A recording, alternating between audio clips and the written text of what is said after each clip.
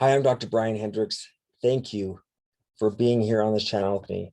It is such a privilege to share with this channel my passion and love for implant dentistry, for all-on-4 dentistry. I'm so grateful that I can do what I do to be able to change lives. And people put a ton of trust in me. On this channel, I feel that people really do trust me. Yes, there's those haters out there sometimes that just don't believe that I'm really that genuine. And that might happen out there. And I can't help but just be myself. And sometimes I might be a little corny. Sometimes I might be a little overexcited. But at the end of the day, you can tell I really care. I am who I am and I own myself. I want to talk about the all-on-4 journey today. So many patients come from all around the world. Seems like nearly 75 to 80% of my practice are patients from out of state. And it is such a privilege and an honor to have patients fly in and meet with me. And it's funny sometimes because they come in the room and they're just so excited to meet me as if I'm some kind of like big deal, right? I'm just a I'm just a dentist, but I really appreciate how people make me feel about how much they care about how the passion that I have, and they say a lot of really nice things. But let's talk about the all-on-4 journey. Little side note, by the way, I'm all over the place. It's so hard to stay on one subject because I have like 3 thoughts that I fire, and most of the time my mouth can't keep up with my mind and my heart. And so bear with me here.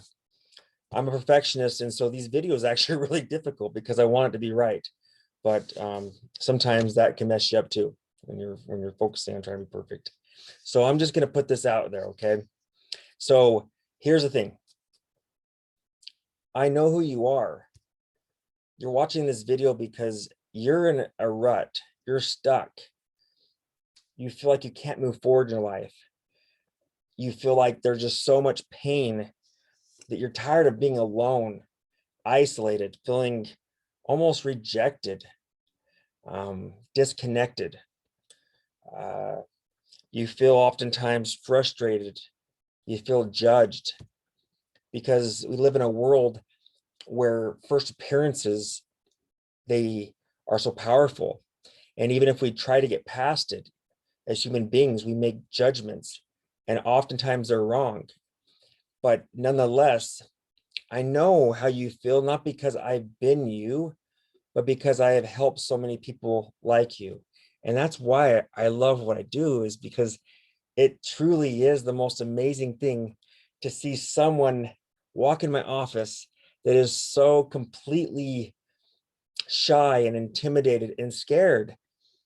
And then after going through surgery, a day or two later, seeing them smile for the first time, it's like you see a person born again. And it's, I tell people it's like the most sacred moments in my life where I see this hope and this love for themselves. And I'm not saying you need to have your smile changed to love yourself, but when you love on yourself, when you take care of yourself, when you learn to put yourself first, when you put oxygen on yourself so that you can help other people. I can tell you there's so many people out there that want to start businesses, that want to start dating again, that are going through a divorce, and they know the idea of dating for the first time in 20 years, it's just terrifying.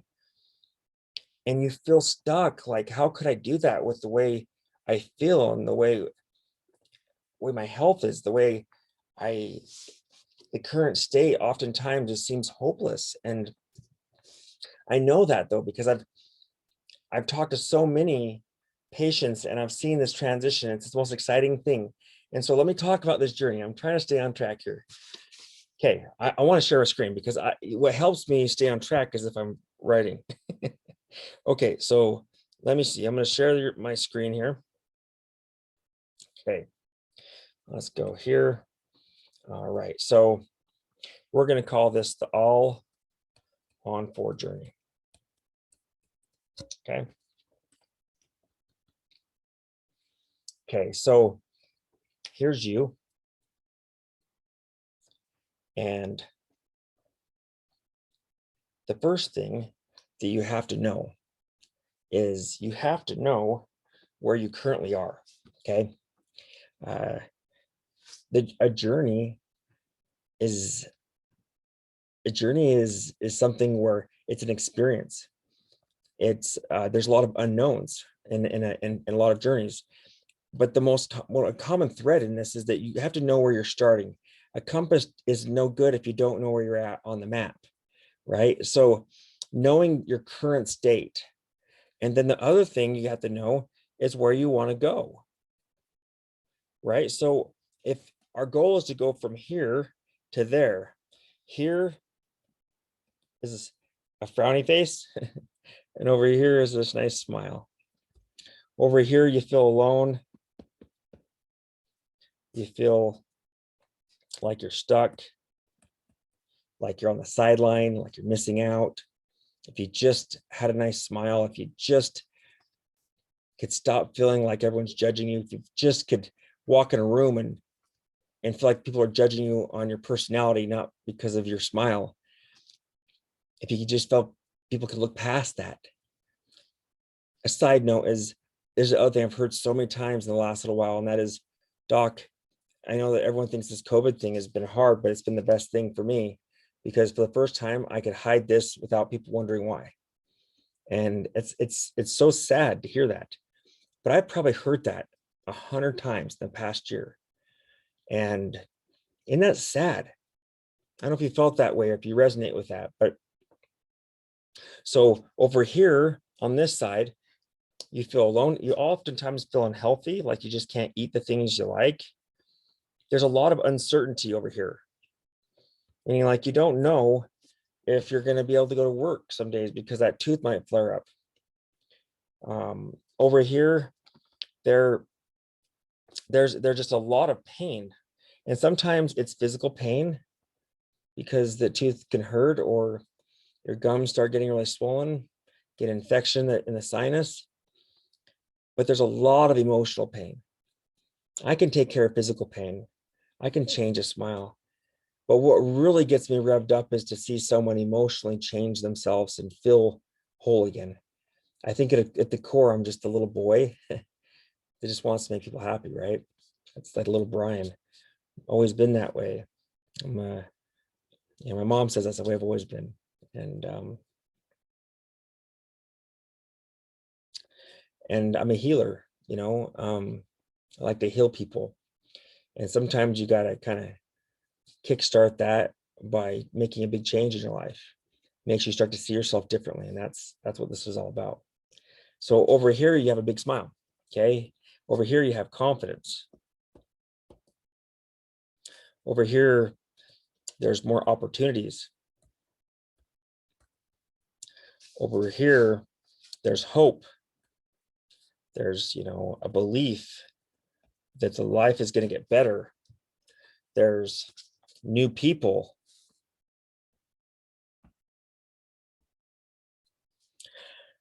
So, but how do you get there, right?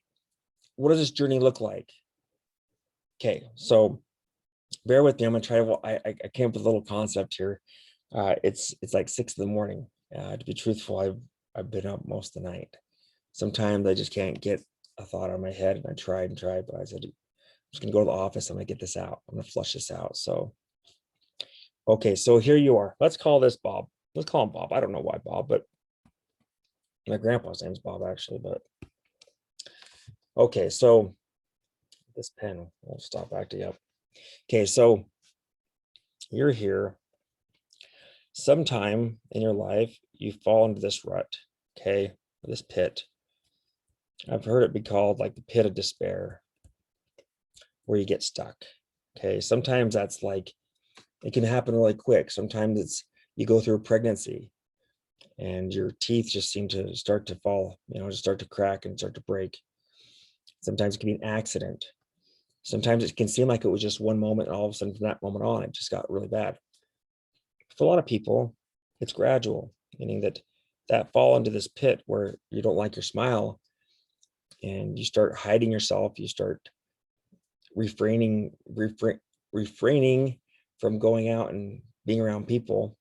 It's slowly over time. It's one comment from your coworker. It's one comment from your innocent child who notices your teeth. But you end up down here in this pit where you don't have a lot of hope. Okay. And it seems like it's so hard. And a lot of people will stay here their whole life without really getting out of it. They'll just live with it and just accept the fact that they're never going to be whole again. But I tell people there's two different types of patients generally that I see in my practice. One is they're just getting started. They haven't made any decisions. They're literally they want to know what's out there. They don't know much about me. They just heard about All on 4, they saw me on Google. But they're not convinced that it's worth it. They're not convinced that the money's worth it, okay? And then there's the person, oftentimes my YouTube tribe, where they come in, they're like, you're my man. I know this is right. And I have no idea how I'm going to do this or how I'm going to afford it, but I'm going to find a way. And I get the tingles saying that because I've seen that so many times where it's like, I cannot live like this anymore. I refuse to miss my kids' recitals or graduation. I'm tired of seeing myself in pictures like I look like I'm sad. And my grandkids are, pushing my cheeks up saying, Grandma, just be happy. Because you're so afraid to show what's going on in your mouth. So the person that comes in, they're like, man, I have to do something. There's gotta, it's gotta be a way. It's just so awesome to work with these people because somehow they do find a way. Sometimes it's not overnight, but there's some obstacles, of course. Everything good in life, there's obstacles. And so these obstacles are basically kind of climbing out of the pit. Okay. You notice that we're still a little bit of distance. We still have a ways to go, but to kind of get out of this pit basically meaning that where you feel hopeless and where you feel like there's just no way out. Well, there's a few things you kind of have to, I call it your belief system. I know this is some raw stuff. Maybe people won't like it, but I believe in this stuff. Beliefs, sometimes you have limiting beliefs like there's no way, I can't. You put all these restraints on yourself. I have many patients that come in and said, I would never have thought a year ago that I'd be where I'm at now. All it takes is one decision. One decision and your whole life has changed. One decision, one opportunity, one yes. And it can totally change your life. And something that seemed impossible becomes possible. Money that wasn't there all of a sudden is there. People that weren't there to support you are there to support you. So beliefs are a big thing. There's fear, a lot of fear. Fear, the most common fears are fear of pain. Okay. If you go to my Facebook page, see my live videos, or you've seen some of my YouTube live videos, pain is not something you should be too concerned about. The way we do things here, most people come out of surgery two days after, one day after surgery, and they're telling me they're 0, 1, or 2 out of 10. Pretty darn good. My dad, I actually did an All-on-4 on him just a couple weeks ago, and 0 out of 10. So it's great to see someone you love so much and hear that, Okay, so a lot of fear. Sometimes it's past fear from other dentists where they just have such traumatic experiences. I can tell you, All-on-4 is not something you should worry about. You're going to be asleep for the procedure. You're going to basically take a nice 4 to 6 hour nap. When you wake up, it's all done. And you're going to be so drugged up, and we're going to prepare your body days before you even start the surgery. We're going to prepare your body and your mind. I like to say even your heart, so that you're ready, so that your cortisol levels never go, through the ceiling. And it's a pain protocol I put together that I've learned through the backs of all my mentors. And I'll make another video on my pain protocol, but don't be afraid of that. That's not something, pain is not something I would be worried about. Okay. My dad's a complete wuss. Trust me. If he says it's a 0, I'm telling you, that was like, okay, I really believe it now. I'm just kidding. Okay. So Fear. What other fears do people have? Well, one of the fears is like the unknown, right?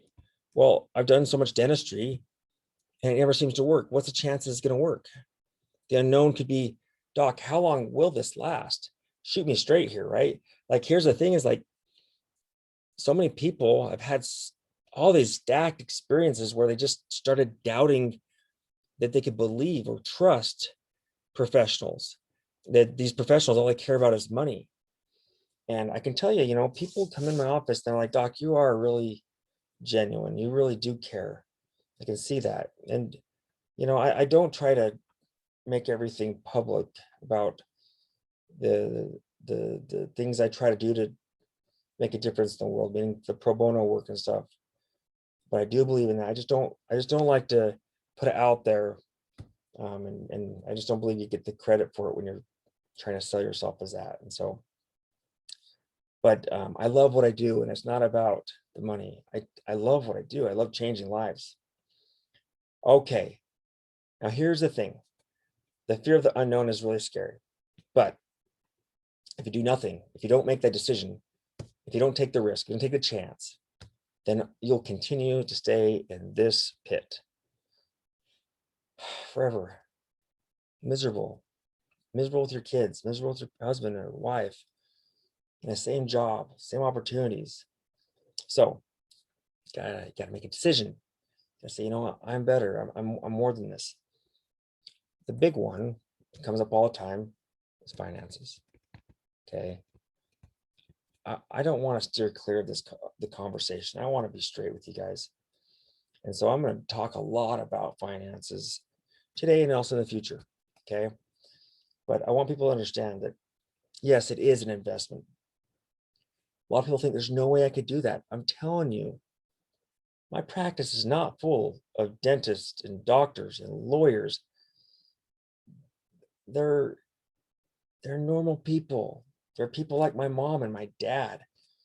They're hard workers. My dad does HVAC. My mom, until she took a job with me, she was she worked as a salon person. We had a salon in our basement, and also how it was growing up, right? And so it's not people that have tons of money. It's the plumbers, it's the accountants, it's truckers. I have a lot of patients that drive trucks, and it's I can tell you, it's not, it's lot, it can happen for you. You have to believe that there's a way. And so I tell people, I'll have a quick conversation about finances. Okay. And I'm just going to put out there, because I know if I don't say this right this second, people are going to start to comment that you never talked about how much it is. Okay. So I hope you keep watching my video. Don't watch it just for this, but I'm just going to do a little side note here, because that's just how I am. 25K typically per arch for the premium zirconia. Okay. If you have to have zygoma implants, it's more. Okay, those are implants that go into the side of your face because you have no bone. Typically, these are patients that are denture wearers, and they've been in dentures for a long time. Okay. Other things, the other thing that you have to pay for in my office is anesthesia, because I don't provide the anesthesia myself. I have a really strong opinion on that. I do sedation, and I do love it. I do it for single implants here and there. But for these large cases, I believe you should have an anesthesiologist there. I did this for many years without, and it was really challenging. And it wasn't in the best interest of my patients. And I saw that over time. I thought I was trying to save them money. At the end of the day, I wanted them to have an experience, and I wanted them to be safe. And so an anesthesiologist in our office runs about $360 per hour. Okay. And so if you're doing a 4 to 6 hour surgery, you can do the math. Usually that's going to be somewhere between $1,500 and $2,000. Okay. Now, zirconia is 25K typically. That's an average. Okay. That's for an all-on-4. If you do all-on-6, it could be a little bit more. Typically, it's not a big difference. Okay. For me, It's not a big difference. It might be like $500, $1,000, maybe $2,000, depending on the complexity of the case. But the thing that I wanted to bring up here was this is, titanium. Titanium is 22.5. Okay. That means it, and if you see my video that has a lot of views out there, you can watch it, but I talk about the difference between the titanium and zirconia. My price for zirconia has come down dramatically, actually, because I invested a ton of money. I have milling machines, and I have this lab here. If you come and see it, it's pretty it's pretty complex, but I did that because I didn't want to do titanium anymore. I wanted to do something better, but I couldn't do zirconia, and because it was so expensive for patients. And so now, before I go on any further again here, I do on occasion have patients come in and they're willing to allow me to take pictures or do a live video. And you've seen some of these videos where I have an agreement with them that if I share their story, I do give them a marketing discount. Okay. And typically that's right around like $2,500. It's a pretty significant amount to let me take your picture and share your story if you're not shy. And some people aren't great candidates for this because they're so shy, and I just don't feel like I can get them out of their shell. But if I feel like patients have a story that they're willing to share, it's really powerful, and it's awesome. And so upper and lower, you're going to be somewhere between 45 and 50K typically. I know that's a big investment for you. I know that. But I'm telling you, there are third-party lenders out there. There are great resources. There's lots of, if you call my office, this is constantly changing because people come into the game. Everyone knows about CareCredit. I'm not a big fan of them. I have them in my office. I feel like their finances or their interest rates aren't great. And I feel like sometimes it's a little bit unfair for the patient, maybe borderline predatory lending at times with some of the terms. But there's other places like Lending Club, Green Sky. There are, again, sometimes there's local places. We have some credit unions locally here in Utah that work with patients. And so these are third-party companies. Now, yes, this is credit-based, and it depends. The two biggest things that affect your ability to get a loan like this would be your credit and your income. Now, here's my pep talk on this. Some people wait until they're retired to start thinking about their teeth. And you know who you are out there. Like, it's hard because sometimes you retire a year ago and then your teeth start to fall apart, or you've had a dentist that was trying to do his best, but he was putting Band-Aid after Band-Aid on, and eventually all those Band-Aids come off, right? And so the best time is when you're still working, right? The best time to sell a business is when it's still busy, not when it goes down. The best time to get a loan is when you still have income.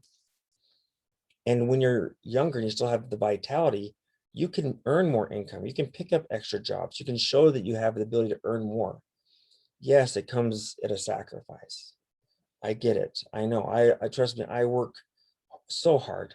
Like, I don't think people understand. Like, I do this because I love it. Like, but there's a lot of other things that I could do that would be a lot less stressful, and I love what I do, and I just can't see myself doing it. But I work a lot of hours because I care so much. But you got to find something, so if you pick up a second job, that increases your ability to make loan or payments. More people are going to lend to you. Other thing is credit. I'm telling you, I've had bad credit before. I had things come due after dental school. I did not know. I was so busy, and I didn't pay for like 3 months. My credit just dove, and I hired a company to help me strategize and put the plan together. And it wasn't automatically, but boy, within every 2 or 3 months, it started to climb. And really, it was all about the strategy. There is strategy out there, and people, you know, you can read books, you could do all that, but I'm telling you, if you have the ability to hire someone, it wasn't horribly expensive either, but there's two types of credit. There's a normal credit that you with your credit card, and you know, with these lending these donor agencies, like you know, with your score, your credit score, normal. I don't know why I can't think of it, um, but you have family credit also, right? What I mean by that is maybe you don't have the best credit, but you have credit with your grandma. Your grandma might know that you just fell on some hard times, that you're actually really good at keeping your commitments. So you have credit with her. And so you could go to grandma, you go to your friend, you go to your mom, go to your boss if you're really valuable, and be like, hey, I have this dream of being able to smile again and to have less confidence. Would you be willing to sign with me? Would you be willing to be a second, a second name on my loan? That dramatically can shift your ability to take out a loan. And so think about that, a lot of my patients will have a mom, a dad, a brother, a friend sign, and all of a sudden they're getting qualified for a lot more money. Okay. People do get approved for the full $50,000. Okay. Now, as far as credit scores, I don't know what the magic number is. Nobody has perfect credit. The higher, the better. But again, it's not 800 people scores. It's not people with 800 scores are getting these loans. And so the levers, like I said, is, pick up an extra job, maybe work a little more. You got to prove that and show that. And then credit wise, you start to, work on the credit, and you start to patch relationships. You pay off the people you need to pay off. That's just good karma too, Okay. All right. I went way into depth on that more than I wanted to, but again, so now I'm not hiding anything. I'm trying to tell you guys up front it is. I'm sure I'll still have haters out there, and telling me I'm a crazy dude, but what do you expect? And I've been up all night, so I don't have any patience today though. Okay. All right. So, Fridays are my catch-up day. All righty. Let's move to the next thing. So let's get back to this. So on this line here, okay, we're heading down this. So once you get past these first obstacles, now you're out of the pit. Okay. And as you look at what's the first steps, okay, you're gonna get a consultation. I recommend you get at least 3 consultations from 3 different doctors. Why? Because it's just like why you go dating. You don't marry the first person you meet. You shouldn't anyways. You really want to make sure that you understand what you want in a doctor. You want to know the difference between doctor. You won't appreciate Dr. Hendricks if you didn't meet Dr. X or Dr. Y or Dr. Z. You won't see the passion, or you may not, or maybe you don't like Dr. Hendricks. Maybe he just talks too much, right? I've been known to talk a little bit, but having multiple consultations, I promise, is going to help you get confident. That's one thing I'm really passionate about is when you come, if you come to see me at some point, and for those who are on YouTube and have seen and actually come to my office, you can vouch for me. I really do sit down, and my whole goal is to educate you. It is to help you believe in yourself. And I say this all the time, whether you choose me or you choose the guy in your hometown or choose the guy down the street from me, all on 4 is an amazing thing. It'll change your life. Again, given that they're a great candidate. And not everybody is. I don't do all on 4 for everyone. Some people really just need some fillings, and some people just need some veneers. But a lot of people need all on 4, and it's a good investment for people. In the consultation, you need to look at my video. That's it talks about the questions to ask the doctor. Okay, and it's questions like, where is lab work done? What happens if an implant fails? Is there a warranty on anything? Okay. These are the questions a lot of times that aren't asked. And because they're not asked, people make decisions that they probably wouldn't make, and then they regret them. So I don't hide anything in my office. I really don't. I try to write everything down. I try to communicate it, and I do a lot of videos for that reason. Helps leverage my time. Okay, so but consultations are awesome. That's the first step. Now, what's the next step? Okay, the next step would be, let's see if I can do this here. The next step is really documents. Okay, in my office, I call it documents. And really what that is, you know, it's just like, if you're thinking about like going on a journey, or let's say you're going to go on a race, you really have to know the rules of the game, right? So if you're going to do All-in-4, you have to know what's expected of you, and what's expected of the doctor, what's expected of the staff, what are the office policies. Like in my office, it's really important that patients understand how to communicate with me, because communication is so important. You know, the form of communication, text, email, writing things down, bringing me in pictures. Like so these documents, I'll write down a few of the documents, but they're not, this is not completely exhaustive, but you know, some of them are the things you'd expect. Medical history. We want to know, you know, what medications you're taking. We want to know if you're diabetic. We want to know if you're a smoker. We want to know if you have any allergies. These things are all important for us to be able to make sure that you're safe. In my office, I also do a medical release. What that means is that I want you to reach out to your primary care doctor, your primary physician. I want him to know what's going on. I want him to look through your medical history, someone that knows you for a while. Ideally, a doctor's been with you for a long time, but if not, if you haven't been a doctor for a long time, find a primary physician. And I require blood work. I know, I'm just a dentist, right? It's crazy. Why? Because in the unfortunate event that we do have a speed bump, say an implant doesn't take, let's say 7 take and 1 doesn't. I like blood work because it helps me know what was the baseline. It helps me know where you were when we started. And because sometimes doctors are busy, sometimes they miss things. I like to look at this. I like my patients to know that I'm not just a dentist. I'm actually like someone that's just really interested in trying to help people. And so I double check blood work. I don't try to be a primary doctor. I'm not going to prescribe you medications I shouldn't, but it's an extra set of eyes. And the blood work that I require is called the Comprehensive Metabolic Panel, CMP. Okay. So patients that, you know, if you've done a consultation with me and you're wondering what's the next step, I'm writing down all the things you got to put together. This is your homework. Okay. Documents is homework. Okay. So another thing is consents. Okay. Just like any office, we have All-in-4 consents. Basically, that you understand there are risks that come with doing surgery. Okay. What I mean by that is that you have to know that if we take out a tooth, there is a risk that you could get an infection. It can happen to anybody, but we do everything to hedge against that.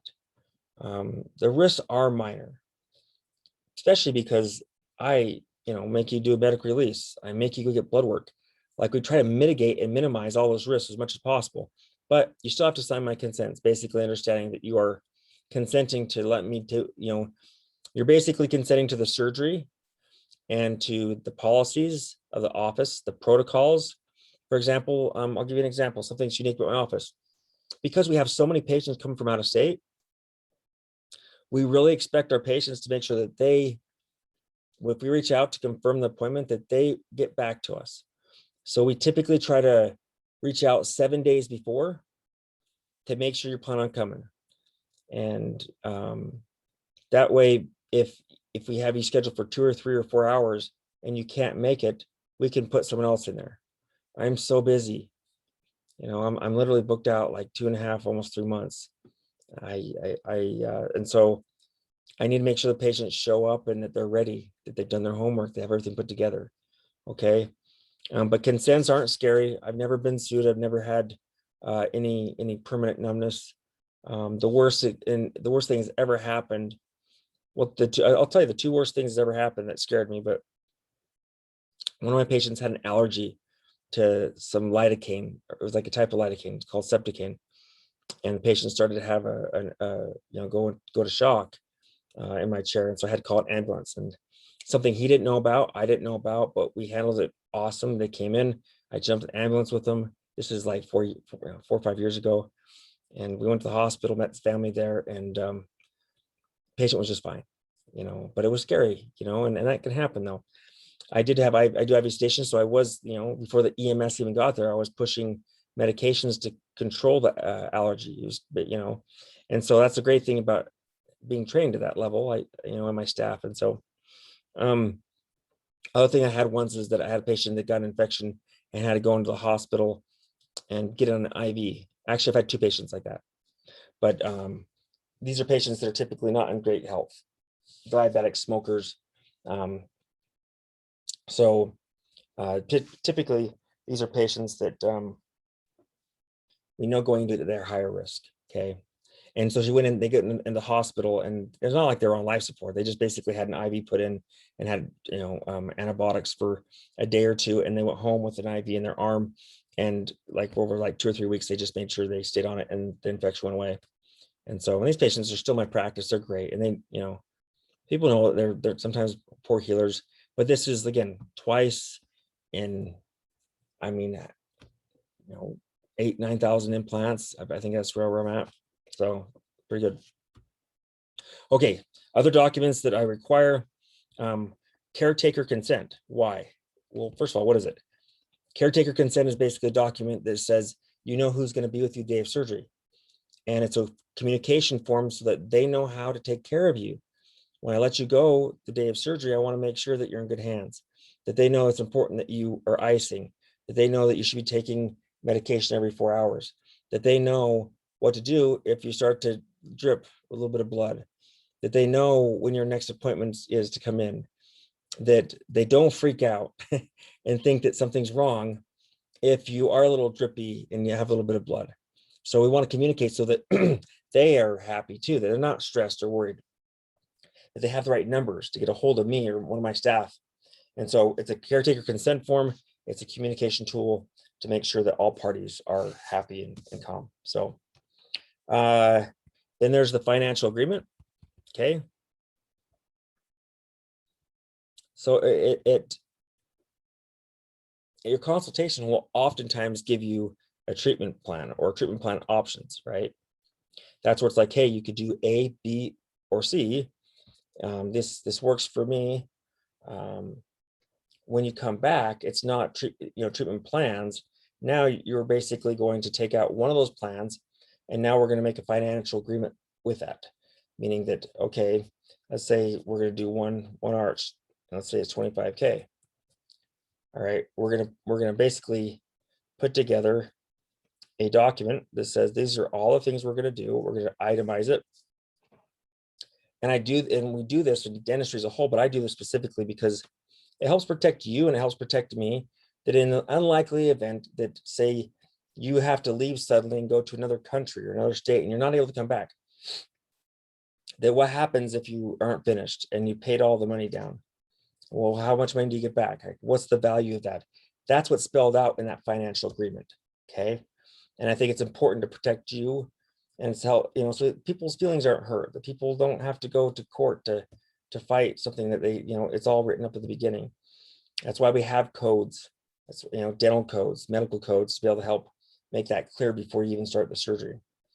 It'll also tell you in that document. Actually, that's pretty much it.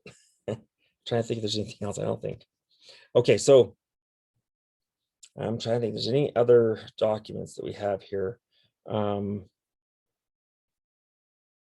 Well, in this appointment, this document, and again, the documents appointment can be done like through Zoom, like, through video.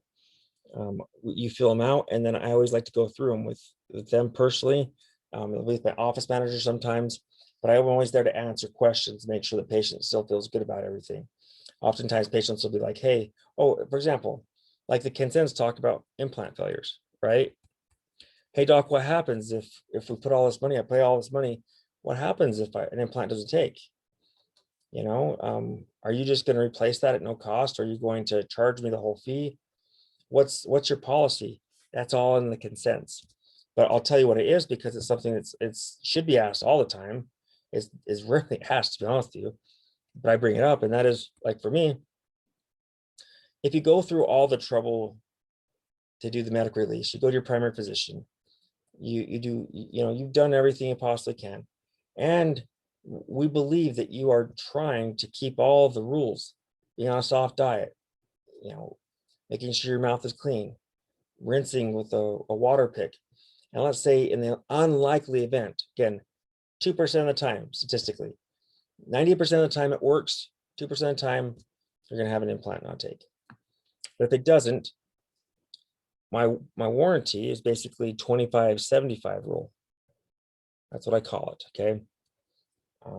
What that means is that if one implant doesn't take and we have to replace that, you're only going to pay 25% of the normal fee. Okay.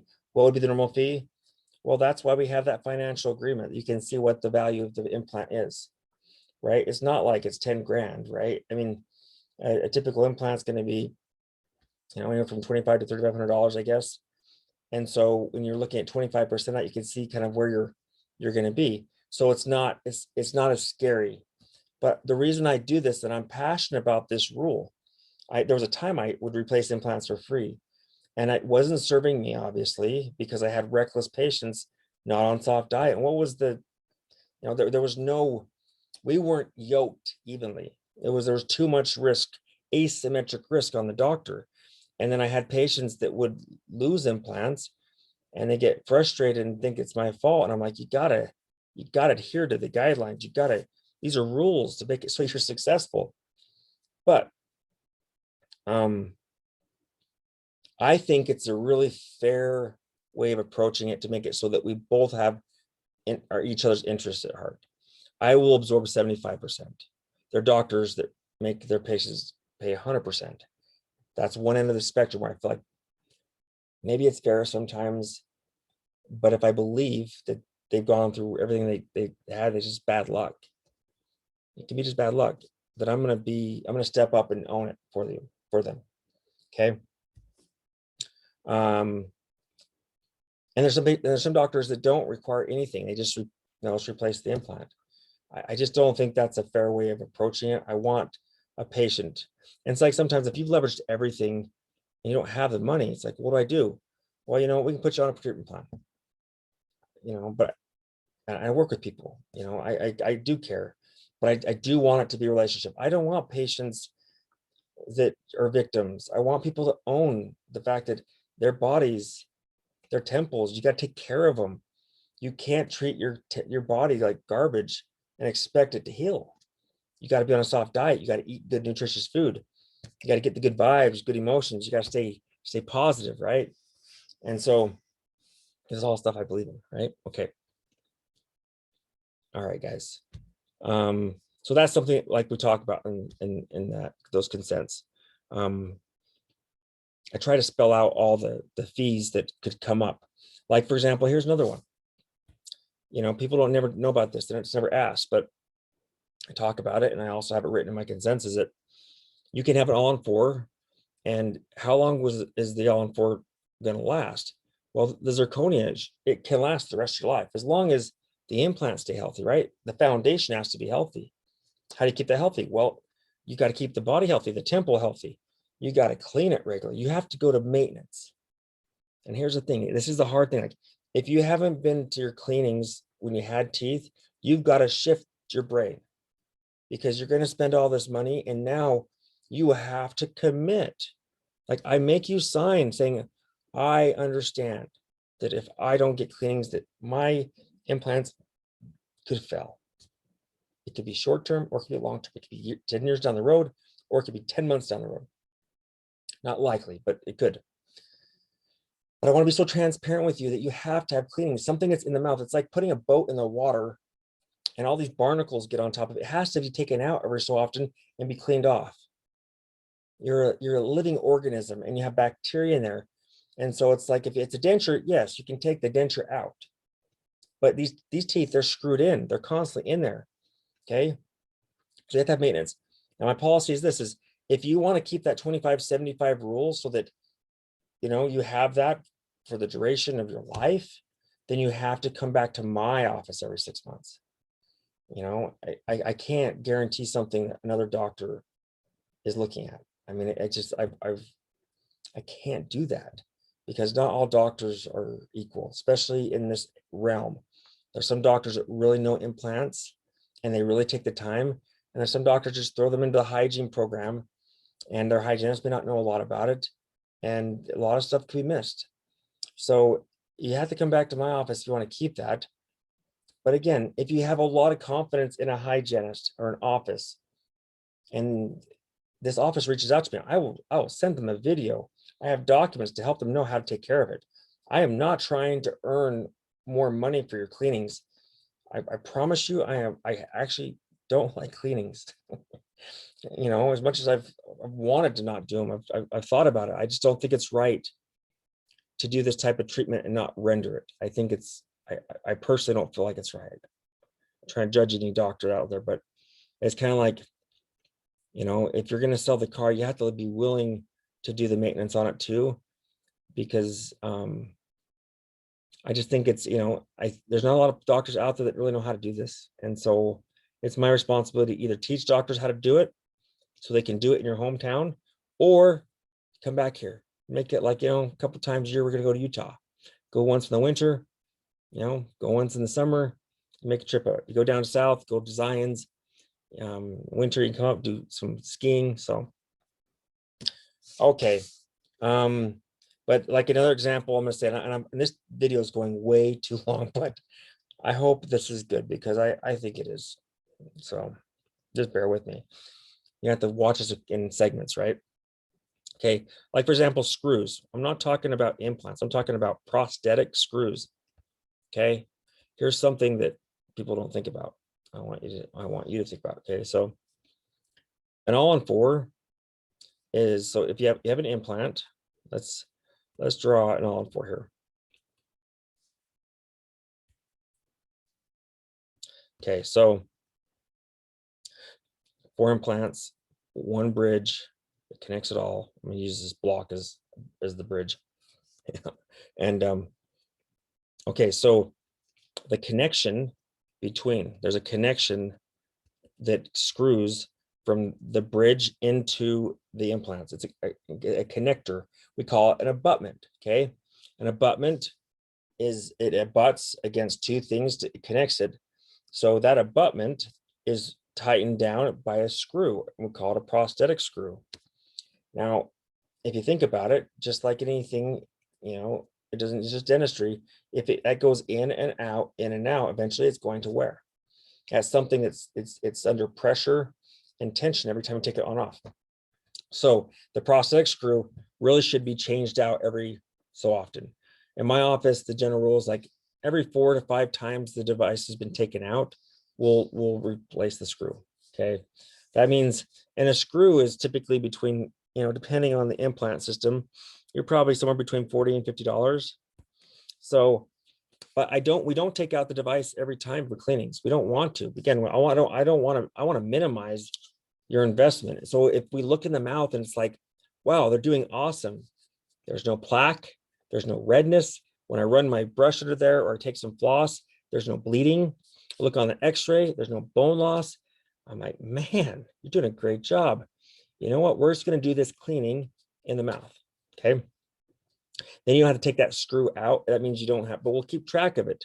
We'll keep track of how many times it comes out, but you have to expect that you have to replace those. Okay. Okay. These are things that are on the consents. These are things that I think that are really important to know. They're things that most doctors don't talk about, but I want you guys to know. So ask the doctor wherever we go. Okay. Next step. Okay. The step is up here, but I'm going to bring this down for me here. Okay. So this is actually the first appointment you're going to have in my office. Okay. This is called calculations. Okay. For pre-surgery. If you're here locally, then most likely you're going to do that visit. You're going to do that visit with if you're here locally, you're going to do documents and pre-surgery at the same time. Most people do that. If you're out of state and you're trying to lock in your dates for surgery, oh, the other thing during documents is money also. I forgot to mention that. Okay, so in order to schedule and book out my days for surgery and to tie up my anesthesiologist, because he doesn't work for me, he's a third, he's an independent contractor, has his own business. For me to book that out, we have to take the money, right? And so that's why we have the financial agreement. We have everything in place, so you're safe. You can look me up, and I'm not gonna, keep your money. I'm not gonna I'm honest as the day is long, but at the end of the day, I do need a commitment, and we do that at that appointment. So documents, you can have it wired, you can send a certified check, you can do a few things.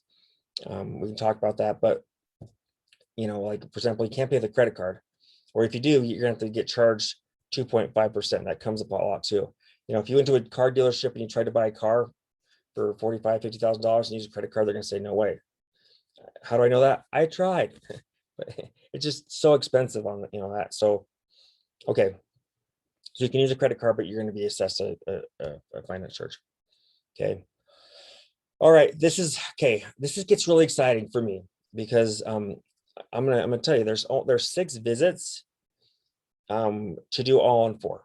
Okay, and that really equates to 3 trips if you're out of state. If you're here locally, you'll likely just come in 6 separate visits. It makes more sense. But if you're out of state and you want to minimize it, you could do 3 visits. You could technically even do 2 if you're willing to wait 1 week while we're working on the final device. And so I'll explain that. Okay, so we're going to call this number 1. So this is considered 0. It's like the base. Documents have to be done. Then we do calculations pre-surgery. This is a visit. Now hear me out here. This is a long visit. This is not for the faint. This is serious. So I tell patients, plan on being here for the day.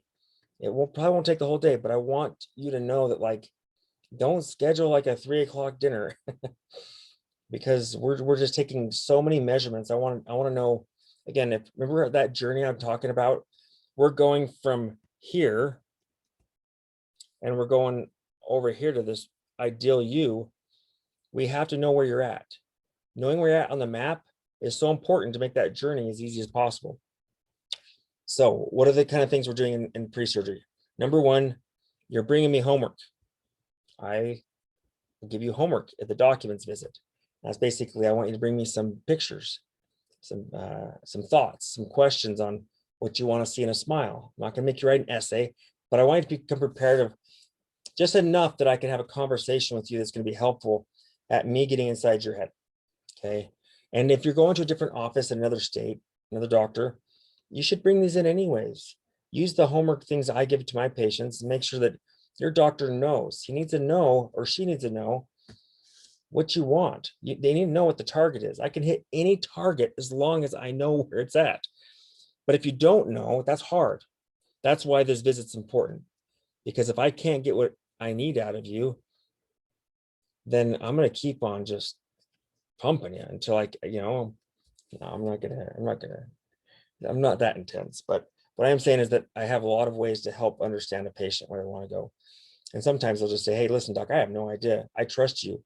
Everybody looks great that you do. I'll give you the reins for the first one. I'll give you a opinion at the second visit, but that's okay. But I still expect homework. I want you to try. Okay, so at calculations, we're going to make sure that we take face scan. So a 3D face scan. We're going to end up taking intraoral x-rays, really close ones. We're going to also take, sorry, I had to thought there. We're also going to take intraoral photos. We're going to take, we have a studio here where we take photograph photos in, and we're going to take really great, photos to be able to capture your facial profile when you're smiling, when you're at a chill at rest, and a side profile to kind of capture all that. So we can talk about it. If there's things you want to improve. The smile is more than just the teeth. It's the whole face, right? And so we're going to look at all those things. At this visit, we're going to educate you more. We're going to talk about surgery, make sure you're prepared. This is the visit. So if you want to schedule for surgery, the actual surgery, you have to come to this visit, and you can't schedule unless you have these documents over here. Okay, that's why it's so important we put that ahead of it. But if you don't have your medical release, I'm not going to schedule for surgery. I got to know. Listen, my requirements aren't that high. I just want to know really two things: that you're not going to die on me in surgery. Okay, major bummer. Really, like I've never had anything like that happen, but I don't want it to. I want to make sure that you're healthy enough to go into surgery. Second thing is that we think you're going to heal. If we think you're going to be impaired healing, we need to know that. Maybe we have to change the way you do surgery. Maybe we need to extend the treatment time. There's a few different things we can do. Okay, but it's at this visit that we're nailing this all down. Okay, so blood work, medical release, and the caretaker consent. Those things I have to have. Okay.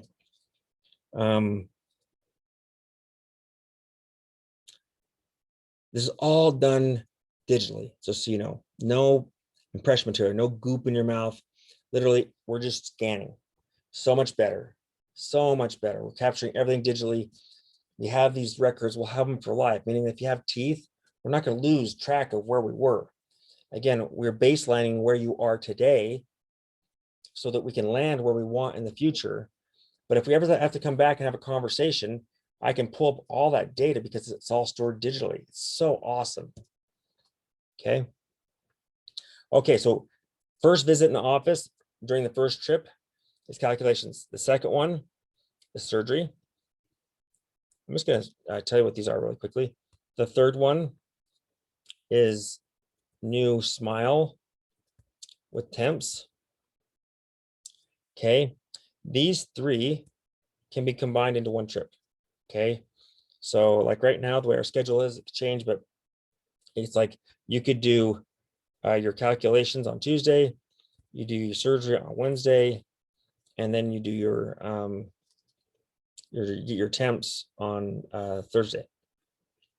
You go home Friday, right? So you could book your first thing out like Thursday at like 10 and 11 o'clock, or you could go Friday morning.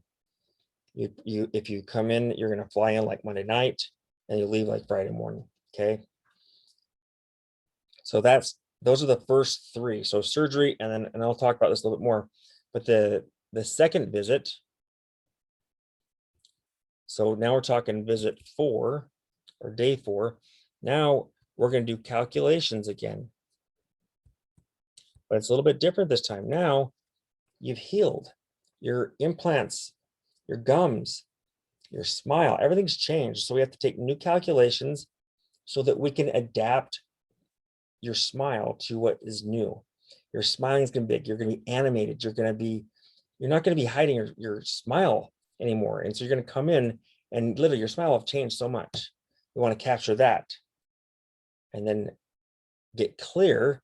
Again, you'll have homework. You're going to tell me what you want to see in your final smile. And so this calculation visit, again, is a long appointment. We're taking all the same stuff we did the first one. Now you're a lot more talkative. You know what you want. And so, okay, the 5th appointment is going to be your try-in. Okay. Now I like to say this. I'm going to put it over here. So try-in's here. So this will be your second trip in.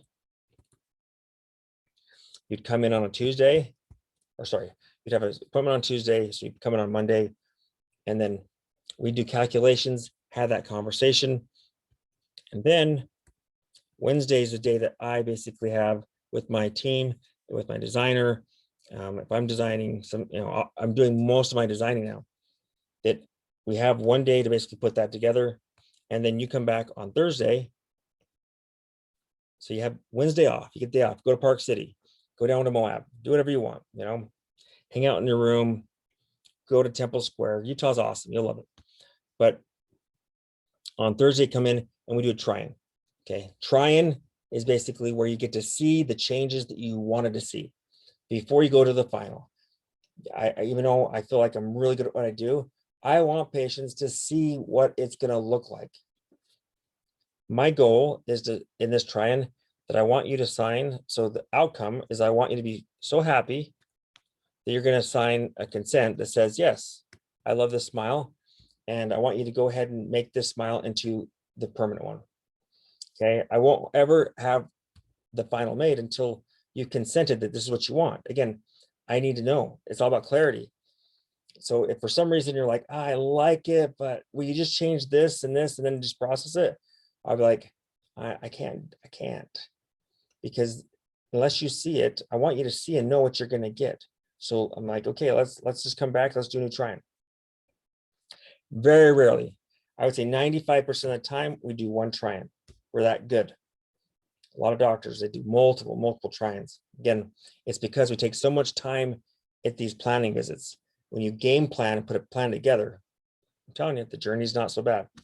Okay, so this is a 3-day visit. Okay, now we go to the third one. Now that you sign the consent saying, yes, I love this smile, I want it, I want to start eating. Now you're going to come back and you're going to get your final advice. You're coming on a Monday, appointment will be on Tuesday, most likely. We're going to do what's called a fitting. What is a fitting? It basically just is that now you're in zirconia, but the zirconia is not finished. Before it gets completely finished, we're going to do a try-on to make sure the bite's right. I think just good, it's good measure to make sure that everything's coming together so that so then we finish it in the day in between. And then on the third day, you're going to get it delivered. So here's your delivery. So you'll get it delivered and you'll get a night guard with it. And then we'll do pictures. Even if you don't have an agreement with marketing, I take pictures on everybody. It's my policy. You know, when I'm old and gray, I want to sit there and look through these books and I want to think I made a difference, right? So, okay. 3 visits of 3 days. So technically your commitment, it has to be 9 days over 3 visits. Now I did say you could technically do it in 2 visits. The way you could do that is that on the second visit, after you sign the try-on consent and say, yes, I want it, you'd have to give us 7 days about what it takes when you're doing it, and it has to be planned out. We have to plan this months ahead. You know, like it's your pre-surgery. We have to plan this so that my lab technician is literally got your name on his whole docket that whole week. But we can do it, and it can be done in 7 days, but you have to stay during that time. So it's like if you're retired, you just want to hang out in Utah, no problem. Most patients are pretty busy and they decide to go home, and they'll come back usually within 3 to 4 weeks, and then they have the device seated. They do the fitting and then the delivery. Okay. All right, so 3 trips, 3 days for each one. Try to streamline it as much as possible. This is about as fast as I can do it and make sure that it's done perfectly. Okay, if I back up just a little bit, the surgery, I think it's pretty standard. I think a lot of people know what that is. I just, you know, big thing is just knowing that you're going to be here for the day, even though you're not being up in surgery. After surgery, you wake up, you're going to hang out with us. You're going to be our pal. And then we're going to still do scans, and we're going to continue to do things even though, so make sure you know, and your caretaker knows that you're going to be there for the day. And then on that day 2, or sorry, day 3, when you get your new temp, I say, you know, plan on being here all day. Every patient's different. It all depends on how things happen in surgery. When we finished, sometimes the scans we take may have some blood in them, and so we might have to take them. So the next morning, so you're going to wake up on Thursday and plan on being in my office at 8 o'clock. Okay. And if it works out that we're ahead of schedule and you don't have to come in till say 10 o'clock or 12 o'clock, and best case scenario, like 2 o'clock, then that's great. But I want you to be ready. Okay. So, man, I've covered a lot here. Let's see if I got everything. Oh, the timeline between these. So in the first stage, when you go through surgery and the smile, there is a 4 to 6 month waiting period. 4 months typically that you have to be on a soft diet, restricted diet, no chewing, no pizza, no bread, no chicken, no hamburger, nothing. Pretty much your all-American diet's out the door. You're gonna be on a soft diet. You probably could do some rice. Anything that you can just kind of grind up by just touching your teeth together, but you can't chew. And chew is defined as biting down and then going sideways like a cow, right? And so it's really, really important that you plan for that emotionally. It's hard. You go through holidays, you can't eat turkey. You're not eating the steak, the chicken, okay? But it is required. And it's so important. I just can't tell you, patients that don't take that for real. It's really sad when they come back. It's a sad day for me, it's a sad day for them. Okay, so there's a 4 to 6 month waiting period between this first visit and the second visit. And then typically you're going to be 1 to 4 weeks on between the second and third, unless you stay. Okay. Okay, so man, I think I nailed it all. This video, it went a lot longer, but I just want to tell you guys, I made this video primarily because we have a lot of patients that are kind of signing up right now or making this investment. And I wanted to get it right. I wanted to lay out the map and the journey before you have a chance to get anxious or get worried or anything. We know what we're doing. I know what I'm doing. I love what I do. I love helping people. And I'm not the only doctor that does that's good at this. There's a lot of great doctors. It's upon you. It's your responsibility to do your homework. Find out the doctor's policies on his procedures, policies on all these things. Ask the questions. Get more than one consult for good measure. Date a couple doctors. But if I could just say one thing I could just get inside that heart and just say, it does not matter where you go. It doesn't matter who you choose, as long as you choose the person that's in the mirror. Like, invest in yourself. Like, especially the women out there that have kind of been in the shadows of their children or their husband and sacrificed over and over again. At a certain point, you got to put the oxygen on your mask. You got to put it on your face. You got to take care of yourself so you can smile for those pictures, so you can be your best self. So you can be an example for your daughters, about taking care of yourself and putting yourself, loving on yourself, and but it's okay.